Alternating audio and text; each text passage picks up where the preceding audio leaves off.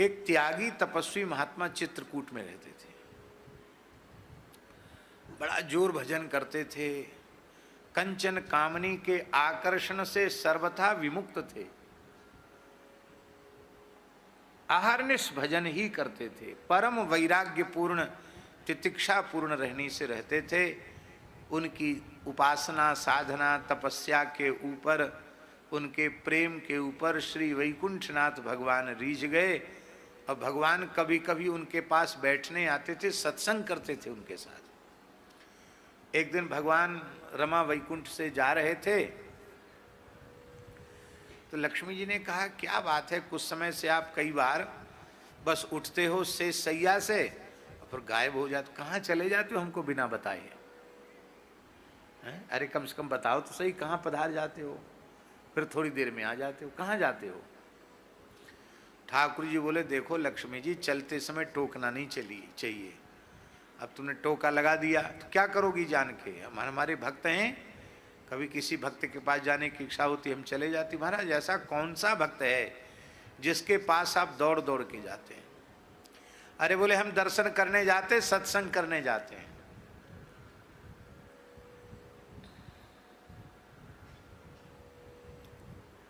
कौन है वो संत? बोले चित्रकूट धाम में रहते हैं। बड़ी महिमा सुनाई भगवान ने। लक्ष्मी जी बोली, हम भी चलेंगे। भगवान बोले, बस इसलिए तो हम तुमको बिना बताए जाते थे। वो माई दाई से दूर रहने वाले महात्मा हैं। जैसी तुमको देखेंगे तुम हो लक्ष्मी, तुम्हें बड़ी ठसक है कि हमको सब मानते हैं, और वो त्यागी तपस्वी महात्मा एक लंगोटी लगाए बैठे हैं। मुझे हे माई दाई दूर हट दूर हट दूर हट दूर हट ऐसे करेंगे, तुमको गुस्सा आ जाएगा। तो तुम वहां सोचो कि अर्घपाद्य और आसन और मधुपर्क मिलेगा, ये अपेक्षा मत करना। हम भी जाते हैं, महात्मा एक टाट दे देते हैं, उसी पर हम बैठ जाते हैं। टाट पर बड़े ठाट से बैठ जाते हैं। और आपको तो पता नहीं टाट भी मिलेगा कि नहीं, वो घुसने नहीं देंगे, दूर खड़ी रहो, तुमको गुस्सा आ जाएगा। लक्ष्मी जी बोली, आदर सम्मान तो पूरे ब्रह्मांड में मुझे प्राप्त होता ही है। इतने बड़े संत हैं जिनका दर्शन करने आप जाते हैं, तो हम भी चलेंगे दर्शन करने। बहुत समझाया भगवान ने, लक्ष्मी जी मानी नहीं, चली। हुआ वही जो होना था। जैसे लक्ष्मी जी को संग में देखा, सोई महात्मा जी थोड़े से नाक सिकोड़े। अरे बोले, यही तो बात है, इसलिए तो हम सबसे हाथ जोड़ते हैं। अकेले आते थे तब तक तो ठीक थे, अब माई दाई ले आए संग में, ले साहब। त्यागी तपस्वी महात्मा, यहाँ माई दाई का क्या काम? ठाकुर जी ने कहा लक्ष्मी जी, तो लक्ष्मी जी तो हम क्या करें?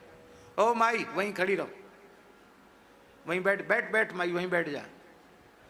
आगे आने ही नहीं दिया लक्ष्मी जी। एक बार भी लक्ष्मी जी की ओर आंख उठा के नहीं देखा। भगवान के साथ सत्संग चर्चा होती रही और भगवान मिले जुले, भगवान को दंडोत प्रणाम किया और वहीं से लक्ष्मी के भी हाथ जोड़ लिए। और इसके बाद ठाकुर जी गरुड़ पर बैठे, लक्ष्मी जी के साथ चले गए। लक्ष्मी जी उनकी निरपेक्षता से बहुत प्रभावित हुई। अरे बोले भाई, देवता दानव मानव सब हमारी कृपा चाहते हैं, पर भाई विलक्षण महात्मा है, धन की संपत्ति की ऐश्वर्य की अधिष्ठात्री लक्ष्मी की ओर भी नजर उठा के नहीं देखा। ओहो, बड़ा भारी वैराग्य। महाराज ऐसे संत की चरण रस तो वैकुंठ में पड़नी चाहिए। हम लोग गृहस्थी हैं तो खाली दूसरों को थोड़ी कहना चाहिए साधु सेवा धर्म हमारा। हम लोग गृहस्थी हैं, हमारा भी साधु सेवा धर्म है। तो त्यागी जी को एक दिन न्योता दें वैकुंठ में।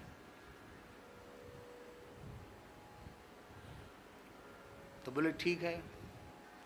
देखो दूर दूर से दर्शन ठीक है, सत्संग ठीक है, न्योते के चक्कर में मत पड़ो। अरे नहीं महाराज, कैसे? न्योता तो जरूर देंगे। तो भगवान ने त्यागी जी को कहा, आपका निमंत्रण है। कहाँ? वैकुंठ में। और कहाँ?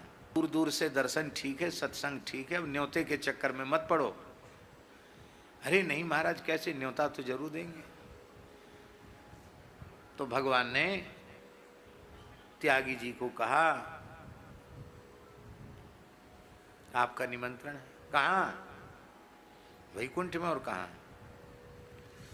तो बोले वैसे तो जब से हमने घर छोड़ा, साधु बने हैं, तब से किसी गृहस्थी के घर में आज तक हम गए नहीं, और आप तो मेरे इष्ट हैं, मेरे आराध्य हैं, और आप आज्ञा कर रहे हैं, तो जैसी आपकी आज्ञा। पर हम पहुँचेंगे कैसे? भगवान बोले वाहन उपस्थित हो जाएगा, गरुड़ जी को भेज देंगे, गरुड़ जी आपको आराम से पीठ पर बिठा के ले आएंगे।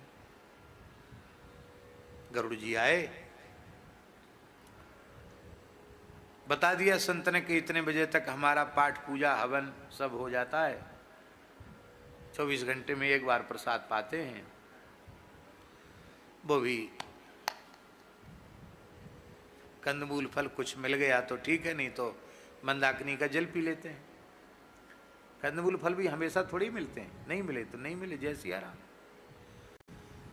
तो ठीक है, एक समय पाना है, कुछ भी पाना है। समय से त्यागी जी पहुंच गए। भगवान ने बड़े आव भगत की, आओ महाराज, अर्घपाद्य सब निवेदित किया, आसन पर बिठाया। लक्ष्मी जी ने अपने हाथ से रसोई बनाई, किसी दूसरे को छूने नहीं दिया, और बढ़िया खीर, मालपुआ, गुलाब जामुन और हलवा, पूड़ी, कचौड़ी, जलेबी, इमरती और जाने क्या क्या, ये तो सब बनाया सो बनाया। बढ़िया कढ़ी, भात, ये सब भी बना, फुल्का, दाल। ये देखते ही त्यागी जी फिर बिगड़ गए। अरे हमारा वैराग्य इतना कच्चा है कि हम गृहस्थी के घर की कच्ची रसोई खाएंगे? हम तो जंगल में रहते ही कंदमूल फल पाते हैं, और तुम गृहस्थी आदमी माई दाई के हाथ की कच्ची रसोई। आप कहेंगे ऐसा होता है? हाँ, पुराने महात्मा ऐसे होते। ब्रज में भी प्रायः बैरागी रामानंद संप्रदाय के साधु गांव में ब्रज में कहीं रहते तो चुटकी आटा मांगकर अपने हाथ से बनाते पाते, और हमारे अन्य जो संत हैं वो मधुकरी मांग करके निर्वाह कर लेते हैं। विशेषकर गौड़ीय परंपरा के संत तो मधुकरी मांग लेते हैं, क्योंकि महाप्रभु जी की यही आज्ञा है। पर थोड़ा आचार विचार और ठाकुर जी के भोग का आग्रह होने के कारण अपने जो साधु हैं वो चुटकी आटा मांग लेते हैं, अपने हाथ से बनाए, ठाकुर जी को भोग धराए, पाए। बोले ये सब हम नहीं पाएंगे, तो ठाकुर जी ने कहा कि पक्की पक्की पालो। अरे बोले इसमें कच्ची पक्की का खत्म हो गया, एक ही थाल में कच्ची पक्की एक साथ पधरा दी तो अब सब कच्चा ही हो गया, अब हम कुछ नहीं खाएंगे। हाँ, ऐसे हम अड़िया खड़िया साधु थोड़ी, हम टकसाली महात्मा हैं। तो महाराज भूखे जाओगे? नहीं, कुछ फलमनिया करके ले आओ, भोग लगा के ले आओ, तुलसी से पधरा के लाओ। कुछ नहीं पाए, लक्ष्मी जी के हाथ को बना फलमनिया करके पाए। लक्ष्मी जी को तो होठ फड़कने लगे, बड़ा विचित्र महात्मा, बड़ी आफत मोल ले ली यहाँ न्योता देके। बोले देखो मैंने अपने हाथ से बड़े परिश्रम से बनाया है, और रोज हमको ही भोग लगा के पाते हो, आप यहाँ ज्यादा त्याग बैराग्य छांट रहे हो, प्रेम से पालो जो हमने बनाया है। बोले देखो हम दुनियादारी की सुनते नहीं है, हम महात्मा हैं, हम नहीं सुनेंगे तुम्हारी। हाँ, लंगोटी लगाइए राम जी के नाम पर, तुम्हारी खरी खोटी सुनने के लिए लंगोटी लगाइए, बात ही बात करस बढ़े आइए। लक्ष्मी जी ने कहा तुम नहीं पाते हो, हमारे बनाए हुए भोजन का तिरस्कार किया है, तुम्हें शाप देती हूं, तुमको रोटी के ऊपर रोटी खाने को जीवन में कभी नहीं मिलेगा। बहुत बड़ा श्राप है महाराज, मतलब रोटी के ऊपर रोटी खाने, घर के खाने को नहीं मिलेगा। अरे कोई कितना भी कम पाता हो, 2-4 फुल्का तो पाएगा कि नहीं पाएगा?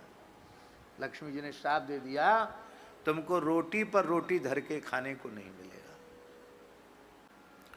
महात्मा बड़ी जोर से हंसे, बोले माता जी बहुत अच्छा कर दिया, हमने तो आज तक रोटी पर रोटी धर के खाए ही नहीं है, आपने क्या श्राप दिया हमको? हम तो कंदमूल फल पाते हैं, और कहीं से चुटकी आटा मिल जाएगा तो रोटी पर रोटी धरने का काम ही क्यों करेंगे? पाव आध सेर का, सवा सेर का आटे का एक ही टिक्कड़ बनाएंगे, भूभर में दे देंगे, धूना में दे देंगे, और जब टिक्कर खिलखिला के हंसेगा, हमारे त्यागी जी जानते टिक्कर कैसे हंसता है, महात्मा लोग कहते हैं अब खिल गया टिक्कर, तो खिल जाता है, दरार सी पड़ जाती है, पर विभूति झाड़ के और कहीं बढ़िया वेद लक्षणा गाय का सुंदर बिलोना कड़काया हुआ घी हो और थोड़ा इतना एक लौनी घी पधरा दिया जाए उस पर, और कुछ नहीं इतना गुड़ रख दो, 56 भोग 36 व्यंजन नतमस्तक है। और गुड़ भी न हो तो हरी हरी धनिया, हरी हरी मिर्चा और थोड़ा नमक जीरा, इसकी चटनी, झन्नाटेदार चटनी, क्या कहना। नेक नेक भोग लगा के पाते जाओ, बिना प्रेम के प्रेम का उदय हो जाएगा, आंख नाक सब झरने लग जाएगी।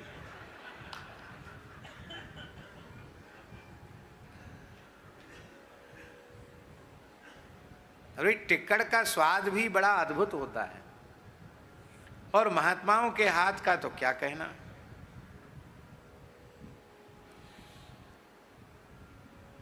तो महात्मा बोले बहुत अच्छी बात है, हम रोटी पर रोटी धर के क्यों खाएंगे।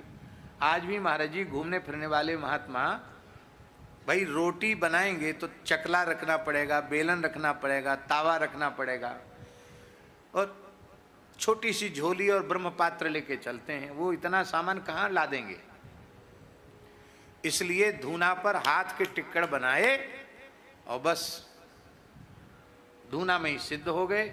जब तक नित्य नियम के तब तक टिक्कड़ सिद्ध, और बढ़िया प्रेम से भोग लगा के शालिग्राम जी, तो शालिग्राम जी रहते ही संतों के पास, गले में तुलसी मुख में राम, हृदय विराजत शालिग्राम।